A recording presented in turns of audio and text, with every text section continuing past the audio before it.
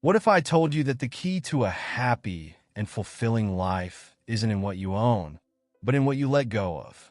Imagine this: a successful lawyer with all the trappings of wealth, luxury cars, a mansion, and prestige, suddenly sells everything and disappears to the Himalayas.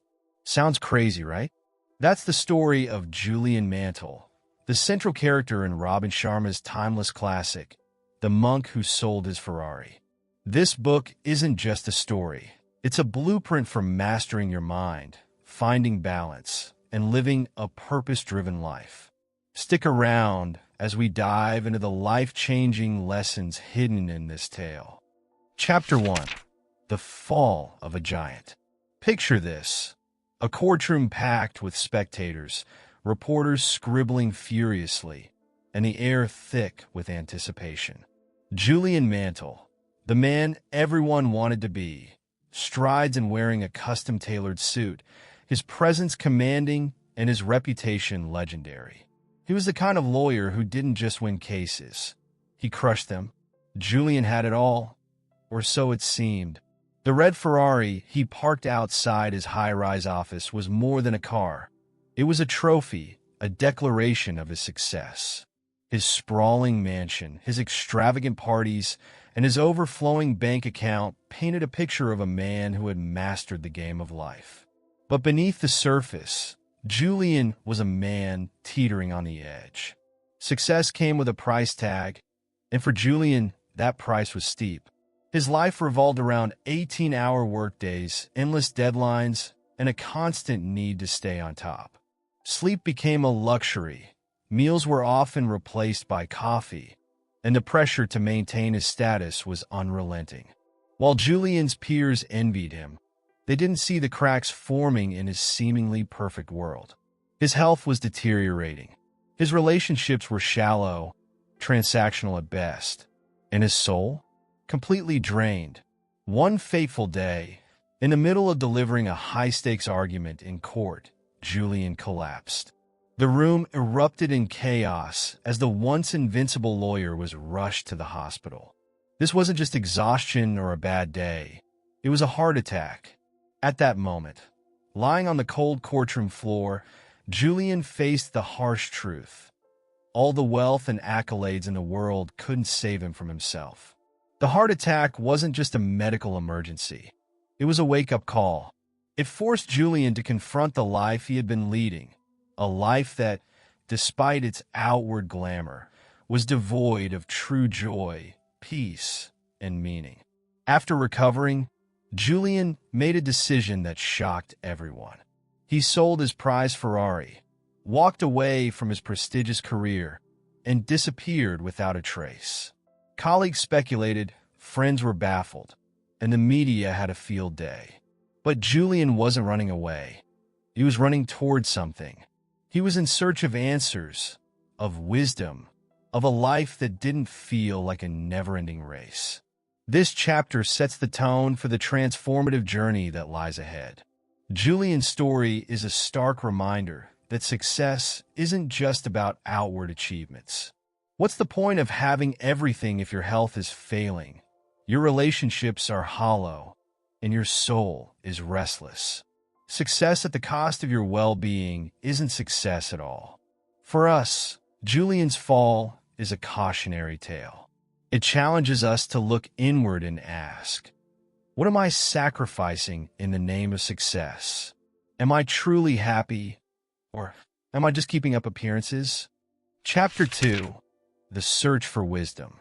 Imagine this: a man who once thrived on the chaos of courtrooms and boardrooms now finds himself surrounded by the tranquil whispers of the Himalayas.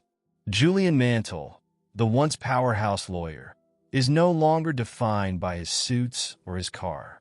His journey has stripped him of all external markers of success, leaving him with nothing but a suitcase and an unquenchable thirst for answers. After walking away from his old life, Julian's destination wasn't a luxury resort or a high-profile retreat. It was India, a land rich in ancient wisdom and spiritual traditions. Here, Amidst the colorful bazaars and serene ashrams, Julian began his quest. He wasn't looking for material riches. He was searching for something far more elusive: inner peace and purpose. India's chaos had a rhythm, a heartbeat that Julian couldn't ignore. While the vibrant streets offered their lessons, it was the quiet, snow-capped Himalayas that called to him. Stories of mystical sages and enlightened monks lured him deeper into the mountains, where he believed the answers to his burning questions lay hidden. After days of trekking through the rugged terrain, Julian's perseverance was rewarded. He stumbled upon a hidden village nestled high in the Himalayas, a place untouched by time. This was the home of the Sivana monks, a community of wise souls who exuded an aura of calm and contentment. The monks were unlike anyone Julian had ever met. Their eyes sparkled with kindness, their movements were graceful, and their very presence seemed to vibrate with serenity. Julian was captivated. How could they possess such joy in a place so simple, so far removed from the world he once dominated? The monks welcomed Julian with open arms, but their wisdom wasn't offered freely. They wanted a promise. If Julian wished to learn their sacred principles, he had to vow to share this knowledge with the world. This vow wasn't just about words. It was about committing to a purpose greater than himself. Julian agreed, and thus began his transformation. The monks introduced him to a philosophy rooted in ancient traditions, focused on living a balanced and meaningful life. They didn't preach or lecture. Instead, they lived their teachings. Through conversations, meditations, and rituals, Julian learned to strip away the distractions of modern life and reconnect with what truly mattered. The monks shared stories, metaphors, and practices designed to help him rediscover joy, purpose, and inner harmony. One evening, sitting under a starlit sky, Julian asked the monk leader, "Why does the world I came from feel so hollow?"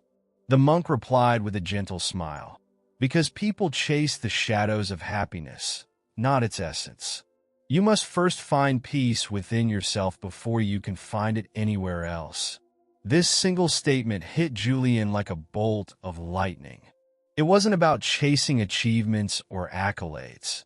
It was about cultivating peace and fulfillment from the inside out. Julian's journey to the Himalayas holds a profound truth for all of us. Sometimes, you need to step away from the noise of life to hear your inner voice. In a world obsessed with doing more and being more, the Sivana monks remind us that true wisdom comes when you pause, reflect, and reconnect with your essence. The promise Julian made to the monks was not just about learning their wisdom, but embodying it and spreading it. And in doing so, he began to see that the success he once pursued was merely an illusion. The quieter you become, the more you can hear. Chapter 3: The Garden of the Mind. Imagine a garden, lush, vibrant, and bursting with life. Birds chirp, flowers bloom, and a gentle breeze carries the scent of fresh earth. Now, imagine that same garden overrun with weeds, choking the beauty and turning it into a wild, chaotic mess. The monks of Sivana use this vivid metaphor to explain a profound truth to Julian Mantle. Your mind is like a garden. What you cultivate determines whether it flourishes or withers. Sitting cross-legged in the serene Himalayan village, Julian listens intently as the monks explain the concept. They tell him that the mind is the most powerful tool we possess, but it is also the most delicate. If left unattended, it becomes a breeding ground for negativity, worry, and doubt. But with care and attention, it can be a source of boundless creativity, peace, and joy. One of the monks, Yogi Raman, puts it simply: you are the gardener of your mind. The seeds you plant, whether positive or negative, determine the life you lead. This idea hits Julian hard. He realizes how much of his old life was spent feeding his mind with anxiety, comparison, and stress. He had allowed the weeds to take over, leaving little room for peace or happiness. To help Julian take control of his mental garden, the monks introduce him to a powerful technique, the heart of the rose. The exercise is deceptively simple. Julian is given a single rose and instructed to focus on its delicate petals, its intricate patterns, and its soft fragrance. The goal is to fixate entirely on the rose, letting go of all distractions and thoughts that might pull his attention away. At first, Julian struggles. His mind wanders. He thinks about the past, worries about the future, and feels restless. But with practice, he begins to master the exercise. The rose becomes his anchor, and for the first time in years, Julian experiences true focus and clarity. The monks explain that this exercise isn't just about concentration. It's a metaphor for life. By learning to focus on one thing, whether it's a rose, a task, or a goal, you train your mind to block out the noise and distractions that sap your energy and peace. Yogi Raman offers Julian another piece of advice. Your mind is like a home. If you let clutter accumulate, it becomes chaotic. But if you clean and organize it regularly, it becomes a space of comfort and inspiration. This analogy strikes a chord. Just as Julian had once cleaned his office desk to stay productive, he now understands the importance of decluttering his thoughts. This means consciously choosing what to focus on, letting go of unhelpful worries, and being present in the moment. In practical terms, the monks teach Julian the value of 1. Guarding your inputs. Avoid negative influences, whether they're people, media, or self-doubt. 2. Mindful practices. Spend a few minutes each day in quiet reflection, focusing on gratitude or a single positive thought. 3. Prioritization. Focus on what truly matters, letting go of trivial distractions. Over time, Julian begins to see his mind like the garden the monks described. With each positive thought, it becomes more vibrant. With each negative thought he uproots, it grows healthier. This lesson becomes a cornerstone of Julian's transformation. He realizes that by taking charge of his mind, he can take charge of his life. The Garden of the Mind teaches us that our thoughts shape our reality. If we allow negativity to fester, it will cloud our decisions and emotions. But if we nurture positivity, focus, and clarity, we create a life of joy and purpose. For the modern world, this lesson is more relevant than ever. In an age of endless notifications, social media, and overwhelming responsibilities, our mental gardens often resemble jungles of chaos. But just as we declutter our desks or tidy our homes, we can cultivate our minds to focus on what truly matters. Chapter 4. The Lighthouse of Purpose. Imagine a ship navigating through a stormy night. The sea is turbulent, the skies are dark, and the crew is disoriented. Then, in the distance, they see a lighthouse, a beacon of hope guiding them to safety.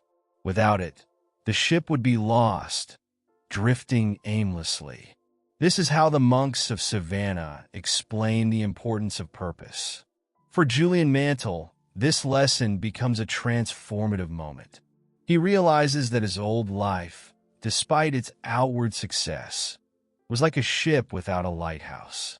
Yogi Raman begins with a simple yet profound statement. A life without purpose is like a ship without a rudder. No direction, no destination. Julian reflects on his past. He had spent years chasing wealth and prestige. But for what? His achievements had felt hollow because they weren't tied to a deeper meaning. The monks teach him that purpose gives life clarity, energy, and joy. It's the force that pulls you forward, even when the seas get rough.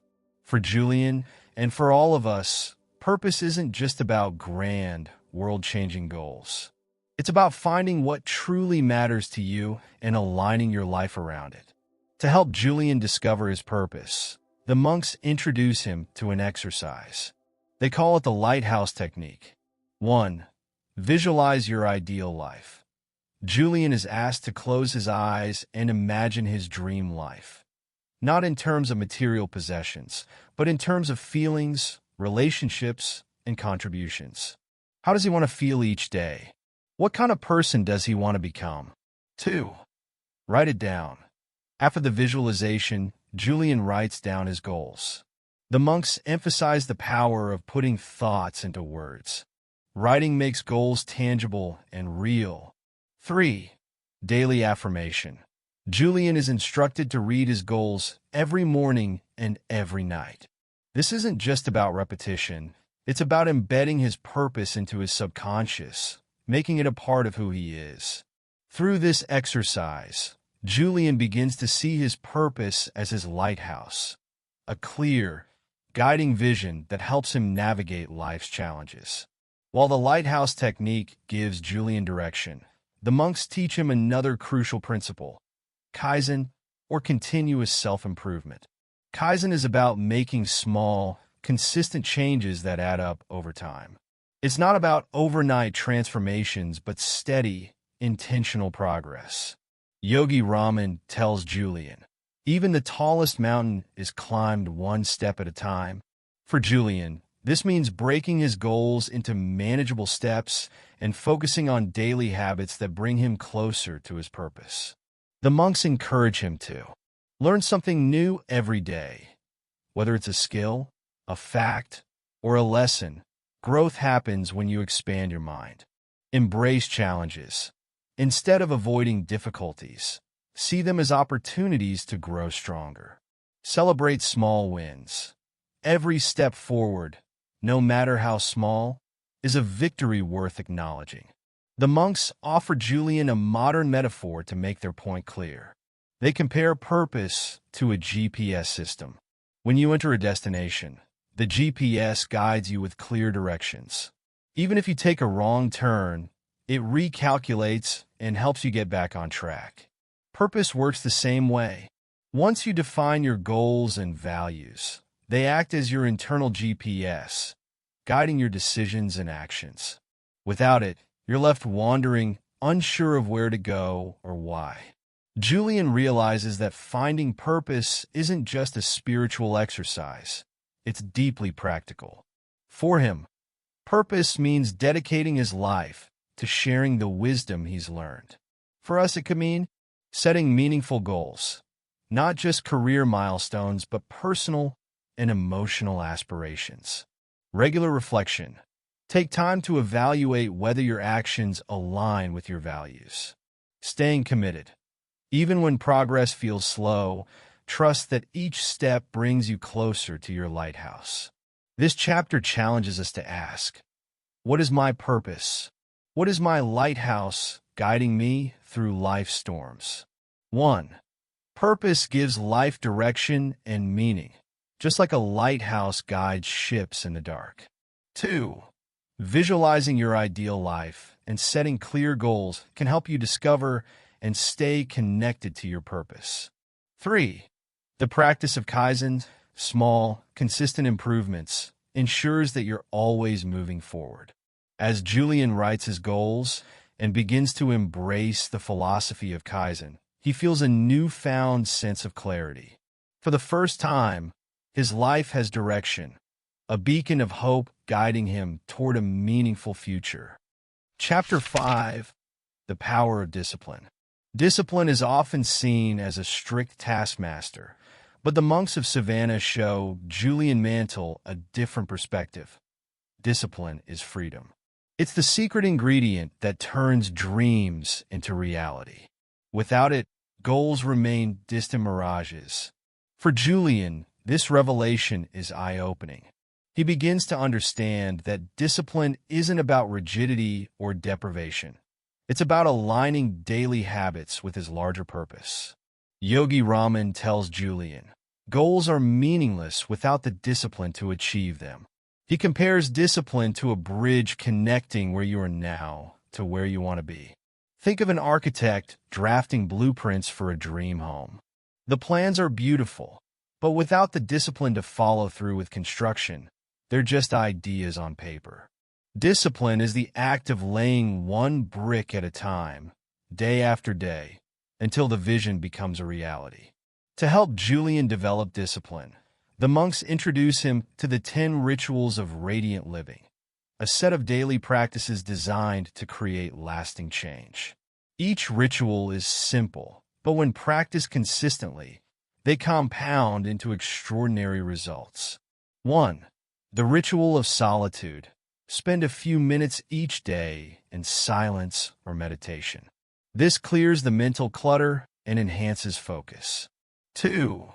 The ritual of physicality. Engage in physical exercise daily. Movement keeps the body strong and the mind sharp. 3. The ritual of nourishment.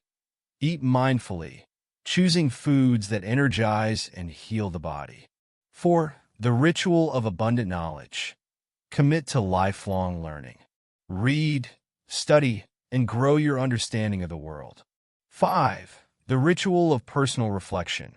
Reflect on your day to celebrate wins and identify areas for improvement. 6. The ritual of early awakening. Rise with the sun to maximize productivity and enjoy the tranquility of the morning. 7. The ritual of music. Surround yourself with uplifting sounds and melodies that inspire and soothe. 8. The ritual of the spoken word. Use affirmations to program your mind with positivity and self-belief. 9. The ritual of congruent character. Align your actions with your values to live authentically. 10. The ritual of simplicity. Focus on the essentials, removing distractions and unnecessary clutter from your life. Julian adopts these rituals, starting small but staying consistent. The monks stress that discipline isn't about grand gestures, but about showing up every day. It's the little things like waking up early, exercising, and practicing gratitude that shape your character and eventually your destiny. For instance, Julian begins waking up at dawn. At first, it's difficult, but over time, he starts to appreciate the peaceful mornings and the sense of accomplishment it brings. This small change has a ripple effect, improving his mood, productivity, and overall well-being. Discipline, the monks explain, is like brushing your teeth. It's not glamorous, and it won't make headlines, but its long-term benefits are undeniable. If you skip a day or two, the consequences might not seem significant. But neglect it for weeks or months, and the damage becomes clear. Similarly, sticking to your daily rituals might feel mundane, but over time, these consistent actions create massive change. It's the compounding effect. Small efforts repeated daily lead to extraordinary results. Julian, like all of us, faces moments of resistance. There are days when he doesn't feel like meditating or exercising. The monks encourage him to push through, reminding him of a powerful truth. Discipline is like a muscle. The more you use it, the stronger it becomes. They teach him a technique called starting small. When Julian feels overwhelmed, he begins with just one push-up or 1 minute of meditation. This small win builds momentum, making it easier to continue. The lessons Julian learns about discipline are universally applicable. Here's how we can incorporate them into our own lives. Create a morning ritual. Start your day with intention. Even a 10-minute routine can set the tone for success. Focus on consistency over perfection. It's better to meditate for 5 minutes daily than 30 minutes sporadically. Track your progress. Use a journal or app to keep track of your habits. Seeing your streak grow is incredibly motivating. Celebrate small wins. Every time you complete a ritual, take a moment to acknowledge your effort. 1. Discipline is the bridge between setting goals and achieving them. 2. Small, consistent actions, like the 10 rituals of radiant living, have a compounding effect over time. 3. Overcoming resistance is key. Start small, stay consistent, and celebrate progress. As Julian integrates these rituals into his life, he begins to notice a profound shift. His energy improves, his focus sharpens, and his sense of purpose deepens. Discipline, he realizes, isn't about restriction. It's about creating the structure needed to thrive. Chapter 6: The Time Mastery Formula. If there's one currency we all share equally, it's time. Unlike money, it can't be earned back, and unlike possessions, it can't be stored for later. The monks of Sivana impart to Julian Mantle the profound lesson. How you spend your time is how you spend your life. In this chapter, Julian learns that mastering time isn't just about being busy. It's about being purposeful. Every moment is a treasure, and the way we use it shapes our destiny. During a quiet evening in the monastery, Yogi Raman shares a striking metaphor with Julian. Imagine waking up every day with $86,400 in your bank account. The catch: whatever you don't use by midnight disappears forever. What would you do? Julian immediately replies, I'd spend every penny wisely. Yogi Raman smiles and says, this is your life. Each day, you're gifted 86,400 seconds. Spend them on what truly matters. This analogy hits Julian hard. He begins to see time not as an endless resource, but as something finite and precious, deserving of intention and care. The monks teach Julian that modern life is filled with time thieves. These are distractions that steal away precious minutes, leaving us with a sense of busyness but little to show for it. They emphasize the need to identify and eliminate these distractions to make space for what truly matters. For Julian, this means saying no to tasks that don't align with his goals and creating boundaries around his time. He learns to delegate, prioritize, and most importantly, focus. One of the most practical lessons Julian receives is the ancient rule of 20. The monks encourage him to dedicate the first 20 minutes of his day to something that inspires and energizes him. Yogi Raman explains, how you start your day determines how you live your day. For Julian, this means using those golden minutes for activities that nourish his mind and soul. Meditating, journaling, or reading something uplifting. Imagine waking up and immediately scrolling through your phone. You're bombarded with emails, news, and notifications before you've even had your coffee. By the time you're out of bed, you're already feeling reactive and overwhelmed. The rule of 20 is a game changer for the modern audience. Instead of hitting snooze or diving into social media, it's about starting your day with purpose. Here's how you can implement it. 1. Create a morning playlist. Listen to music that uplifts your mood. 2. Meditate or breathe. Even 5 minutes of mindfulness can set the tone for your day. 3. Journal your intentions. Write down what you're grateful for and what you want to achieve. 4. Read or watch something positive. Avoid news or negativity. Choose content that inspires. By replacing mindless scrolling with meaningful rituals, you set yourself up for a productive and fulfilling day. Another powerful lesson Julian learns is the importance of prioritizing activities that align with his purpose. The monks introduce him to the concept of the 80-20 rule, Pareto principle. 80% of results come from 20% of actions. They guide Julian to identify his high-value tasks, the 20% of activities that bring him closer to his goals, and dedicate his energy to those. This shift in mindset helps Julian become more intentional with his time. For example, instead of multitasking, Julian learns to focus on one task at a time, giving it his full attention. This not only boosts his efficiency, but also reduces stress. To further master his time, Julian adopts time blocking. The monks suggest dividing his day into dedicated time slots for different activities: work, rest, learning, and play. Here's how it looks. Morning. Practice the rule of 20 and tackle high-priority tasks. Midday. Take a break to recharge. Walk, meditate, or enjoy a healthy meal. Afternoon. Focus on creative or collaborative work. Evening. Reflect on the day and plan for tomorrow. By assigning a purpose to each part of his day, Julian finds he can accomplish more without feeling overwhelmed. 1. Time is finite. Treat it as a precious resource. Every moment you waste is a moment you'll never get back. 2. Start your day with intention. Follow the ancient rule of 20. Dedicate the first 20 minutes to something inspiring. 3. Focus on what truly matters. Apply the 80-20 rule to prioritize tasks that bring the greatest results. 4. Eliminate distractions and time thieves. Turn off notifications, set boundaries, and learn to say no. 5. Structure your day. Use time blocking to create a balanced routine that supports your goals. As Julian incorporates these lessons into his life, he discovers a profound shift.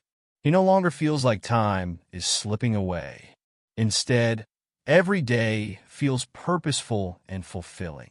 The monks remind him of a simple yet powerful mantra. Live your life by design, not by default. By mastering his time, Julian begins to master his life. Chapter 7. The Art of Living in Harmony. In the tranquil setting of the Sivana monastery, Julian learns one of the most profound lessons of his journey. True happiness lies in balance. The monks emphasize that life isn't about extremes. It's about achieving harmony in all areas, including health, relationships, and work. Yogi Raman begins this lesson with a simple yet powerful statement. A well-lived life is like a symphony. Each part must play its role in harmony to create something beautiful. Julian realizes that his former life was a lopsided pursuit of success. He had focused entirely on his career, sacrificing his health, relationships, and peace of mind. The monks help him see that this imbalance was the root of his unhappiness. Yogi Raman shares an analogy. Imagine carrying a bucket of water in one hand for miles. The weight would soon become unbearable. But if you balance two buckets evenly, the journey becomes much easier. This simple metaphor strikes a chord with Julian. He begins to understand that balance isn't about doing everything at once. It's about giving attention to what matters most in the right proportions. The monks introduce Julian to 3 key areas of life that must remain in balance for true harmony. 1. Health. Without physical and mental well-being, nothing else truly matters. The monks stress that self-care isn't selfish, it's foundational. Julian commits to daily rituals like mindful eating, regular exercise, and meditation to nurture his body and mind. 2. Relationships. The monks teach Julian the value of meaningful connections. They remind him that relationships are like gardens. They need time, care, and attention to flourish. Julian learns to express gratitude, listen actively, and prioritize time with loved ones. 3. Purposeful work. While ambition is important, work must align with one's values and purpose. The monks help Julian see that work should be a source of joy, not stress. Julian begins to reframe his approach to work, focusing on what brings fulfillment rather than chasing external rewards. One critical insight Julian gains is the futility of multitasking. The monks explain that constantly juggling responsibilities leads to burnout and mediocrity in all areas. Yogi Raman uses an example. Imagine trying to ride 2 horses at the same time. You'll end up falling off both. Instead, Julian learns to approach each task with full presence and mindfulness. Whether he's working, spending time with family, or practicing self-care, he commits to being fully engaged in the moment. The monks share a timeless lesson. You can't pour from an empty cup. Julian realizes that taking care of himself isn't selfish, it's essential. When he prioritizes his own well-being, he's better equipped to show up for others. In practice, this means setting boundaries, saying no when necessary, and giving himself permission to rest. Julian learns that rest isn't a sign of laziness. It's a vital part of productivity and joy. For today's audience, living in harmony might feel like an impossible task. The demands of work, family, and personal goals often pull us in different directions. But the monk's wisdom offers practical steps. 1. Create a balanced schedule. Dedicate specific times for work, relationships, and self-care. Treat each as a non-negotiable appointment. 2. Set boundaries. Learn to say no to tasks or commitments that don't align with your priorities. 3. Practice presence. Be fully engaged in whatever you're doing. Put away your phone during meals. Focus on one task at a time, and truly listen during conversations. 4. Nurture yourself. Make time for activities that recharge you, whether it's a walk in nature, reading, or simply resting. Julian also learns to find happiness in the small, everyday moments. The monks remind him that life isn't only about big achievements.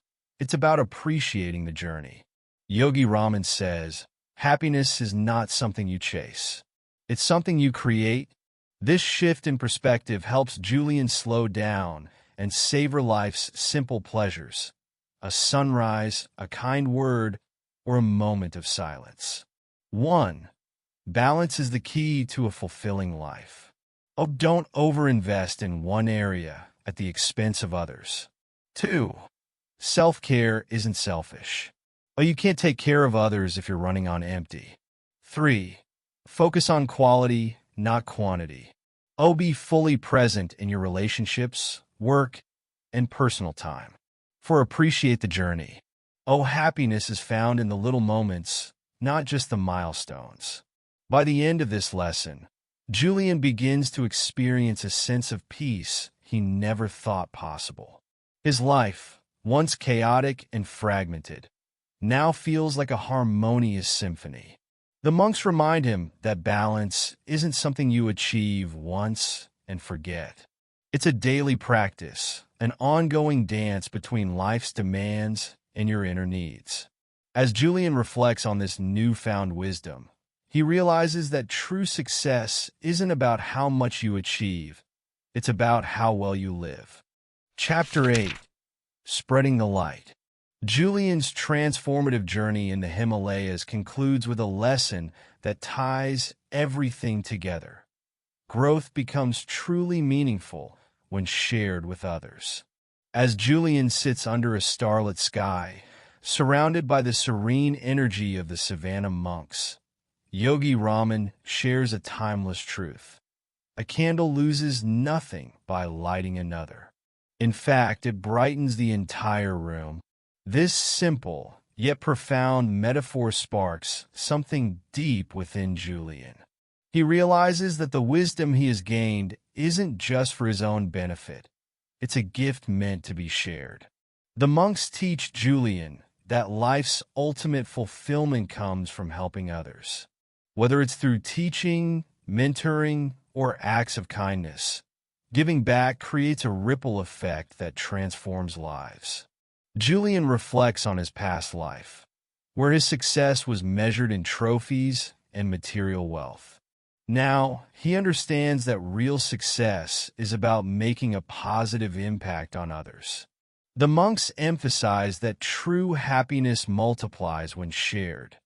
Like water flowing from a well, it replenishes and nourishes both the giver and the receiver. Yogi Raman explains the concept of the ripple effect. Even the smallest act of kindness can create waves of positivity far beyond what we can see.